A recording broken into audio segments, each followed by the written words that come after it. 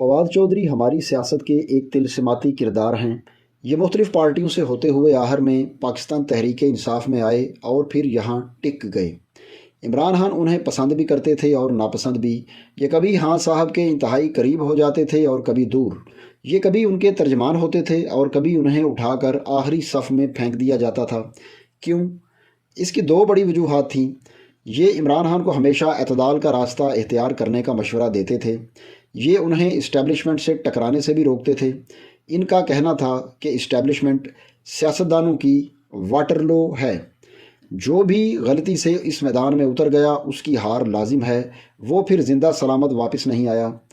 دوسرا، یہ وزادار خاندانی شخص ہیں۔ یہ اپنے سیاسی مخالفوں سے بھی بنا کر رکھتے تھے، جبکہ پی ٹی آئی نے دو فہرستیں بنا رکھی تھیں، ہمارے لوگ اور ہمارے مخالف لوگ۔ یہ جماعت جارج ڈبلیو بش کی طرح لوگوں کو صرف ایک آپشن دیتی ہے، اب ہمارے ساتھ ہیں یا پھر ہمارے دشمن ہیں، اور اگر خدا نخواستہ دوسرے نے جواب نہ دیا یا ان کی آفر قبول کرنے سے انکار کر دیا تو پھر یہ اس کا نام لوہے کی دیوار پر لکھ دیتے ہیں اور دوبارہ اس کی طرف مڑ کر نہیں دیکھتے۔ میں پی ٹی آئی کی اس خو کا وکٹم رہا ہوں، چنانچہ میں اچھی طرح جانتا ہوں یہ لوگوں کے ساتھ کیا کرتے ہیں۔ فواد چودھری ان سے مختلف تھا۔ یہ سب کے ساتھ بنا کر رکھتا تھا، لہٰذا پارٹی انہیں بھی رگڑا لگاتی رہتی تھی۔ میرے 2014 میں پی ٹی آئی سے فاصلے پیدا ہوئے۔ میں نے عمران خان کے دھرنے کی مخالفت کی تھی۔ میرا خیال تھا آپ نے اگر ایک بار زبردستی سڑکوں کے ذریعے کسی منتخب حکومت کو گرا دیا تو پھر ملک میں کوئی حکومت نہیں چل سکے گی۔ کوئی نہ کوئی جتھا آئے گا، وزیر اعظم کو کھینچ کر نیچے اتارے گا اور حکومت ختم ہو جائے گی، اور اس کھیل کے آخر میں ریاست بھی فارغ ہو جائے گی۔ پی ٹی آئی نے اس زمانے میں تازہ گالی اسکواڈ بنایا تھا۔ انہوں نے میرا فون نمبر اس اسکواڈ کے حوالے کر دیا اور پھر میں 10 سال ان لوگوں سے گالیاں کھاتا رہا۔ میں نے اپنی آزادی رائے کی بڑی بھاری قیمت ادا کی، لیکن عزت کیونکہ اللہ تعالیٰ دیتا ہے، لہٰذا اس کے باوجود میرا کچھ نہیں بگڑا۔ میں آج بھی اپنی جگہ موجود ہوں، جبکہ گالی اسکواڈ ذلت اور بربادی کا رزق بن گیا۔ فواد چودھری نے اس مخالفت کے دور میں بھی میرے ساتھ رابطہ رکھا۔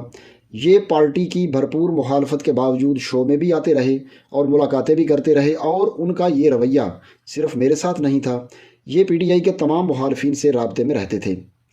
ان میں سیاسی جماعتوں کے قائدین بھی شامل تھے، میڈیا پرسنز بھی، بیوروکریٹس بھی اور فوجی قیادت بھی، لہٰذا اقتدار سے فراغت کے باوجود آج بھی لوگ ان کا احترام کرتے ہیں۔ پی ٹی آئی میں بدقسمتی سے فواد چودھری جیسے لوگ بہت کم ہیں۔ اگر آپ فہرست بنائیں تو عامر ڈوگر، علی محمد خان اور اسد کیسر کے بعد یہ فہرست ختم ہو جاتی ہے۔ نئے لوگوں میں ڈاکٹر ہمایوں محمد اور شعیب شاہین شامل ہیں۔ یہ لوگ مخالفت کو صرف مخالفت تک رہنے دیتے ہیں، اسے ذاتی دشمنی میں تبدیل نہیں کرتے۔ چنانچہ میڈیا اور سیاست دونوں جگہوں پر ان کا احترام موجود ہے، جبکہ باقی لوگ لوہے کی گردن اور پتھر کے چہرے کے ساتھ پیدا ہوئے ہیں۔ آپ ایک بار ان کے ساتھ بات کر کے دیکھ لیں، آپ پوری زندگی اپنے اوپر لعنت بھیجتے رہیں گے، اور شاید یہ اس رویے کا نتیجہ ہے۔ یہ لوگ مشکل وقت میں مکمل طور پر اکیلے رہ گئے۔ آپ اسد عمر، عمران اسماعیل، علی زیدی، عامر کیانی، فروخ حبیب، فیصل جاوید، اعظم سواتی اور مراد سعید کو دیکھ لیں۔ کیا ان کے زوال کے بعد کسی نے ان کے لیے آواز اٹھائی؟ کسی نے ان کا نام لیا؟ فروخ حبیب آج فیصل آباد میں کسی کو منہ دکھانے کے قابل نہیں۔ یہ باہر نہیں نکلتا، اور اگر یہ کسی جگہ چلا جائے تو لوگ اس سے سلام لینے کے لیے تیار نہیں ہوتے۔ لوگ اس کی عزت کیوں کریں؟ یہ اقتدار کے زمانے میں ٹھیک ٹھاک تکبر کے ہیضے میں مبتلا ہو گیا تھا، سیدھا آسمان کو ہاتھ مارتا تھا، لہٰذا آج اسے زمین پر بھی پناہ نہیں مل رہی۔ اللہ تعالیٰ سے معافی مانگنی چاہیے، اس کی نعمتوں اور نوازشات کا شکریہ ادا کرنا چاہیے، اور اچھے وقتوں میں دوسروں کے ساتھ بہت اچھا ہو جانا چاہیے۔ یہ عقل مندی بھی ہے اور بہترین حکمت عملی بھی، ورنہ وقت بدلتے دیر نہیں لگتی، اور جب وقت بدلتا ہے تو پھر انسان کا اپنا سایہ بھی اس کا ساتھ چھوڑ جاتا ہے، اور انسان زندگی کے لک و دک صحرا میں اکیلا رہ جاتا ہے۔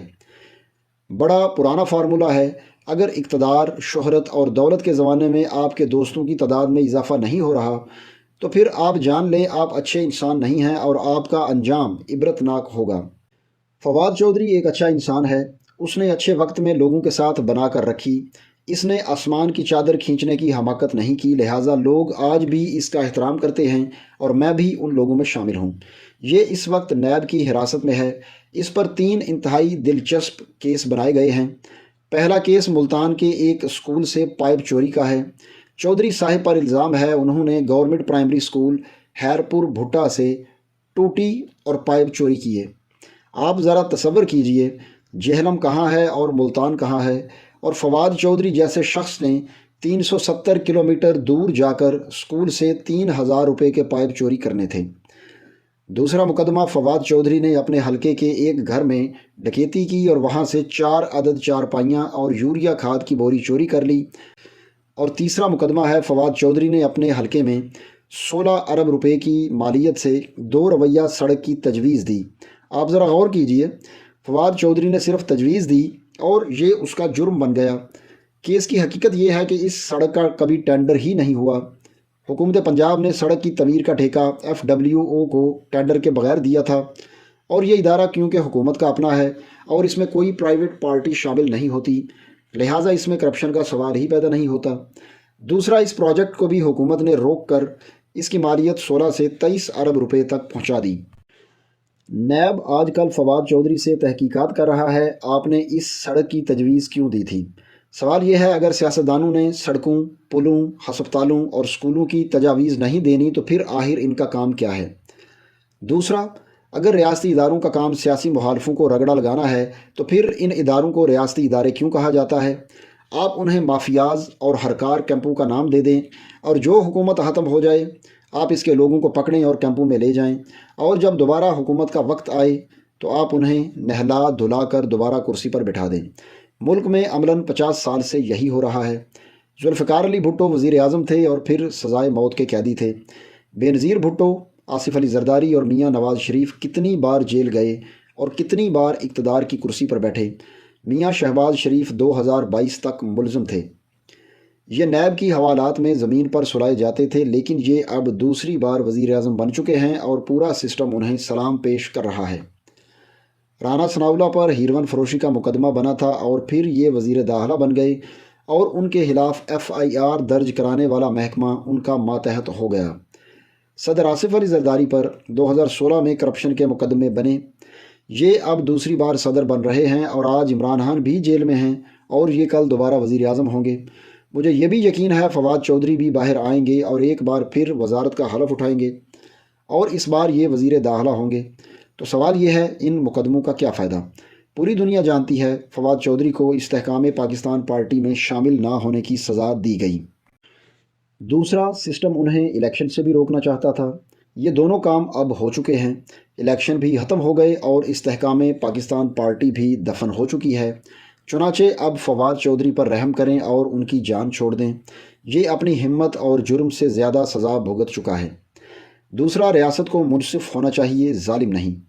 یہ اگر میاں شہباز شریف کو دوسری بار وزیر اعظم اور آصف علی زرداری کو صدر بننے کی اجازت دے سکتی ہے تو پھر فواد چودھری کا کیا قصور ہے؟ اس نے آخر کتنی چارپائیاں، کتنی کھاد اور کتنے پائپ چوری کر لیے ہیں؟ اسے بھی معاف کر دیں۔ اور آخری بات، عمران خان نے 8 فروری کے الیکشنز میں ثابت کر دیا عوام اس کے ساتھ ہیں۔ لوگ اسے وزیر اعظم اور PTI کو اقتدار میں دیکھنا چاہتے ہیں۔ ہم جتنی جلد یہ حقیقت بھی مان لیں گے ملک کے لیے اتنا ہی اچھا ہوگا۔ یہ مصنوعی نظام ڈیلیور نہیں کر سکے گا، چنانچہ ریاست اسے بچانے کے لیے اپنا وقت اور انرجی ضائع نہ کرے۔ آخر میں کسی کے ہاتھ بدنامی کے سوا کچھ نہیں آئے گا۔ دوستو، مشہور کالم نگار جاوید چودھری کا یہ کالم تھا جو 5 مارچ 2024 کو روزنامہ ایکسپریس میں شائع ہوا۔ اس کے بعد آپ لوگوں سے ملاقات ہوگی اپنی اگلی ویڈیو میں۔ تب تک کے لیے اللہ حافظ۔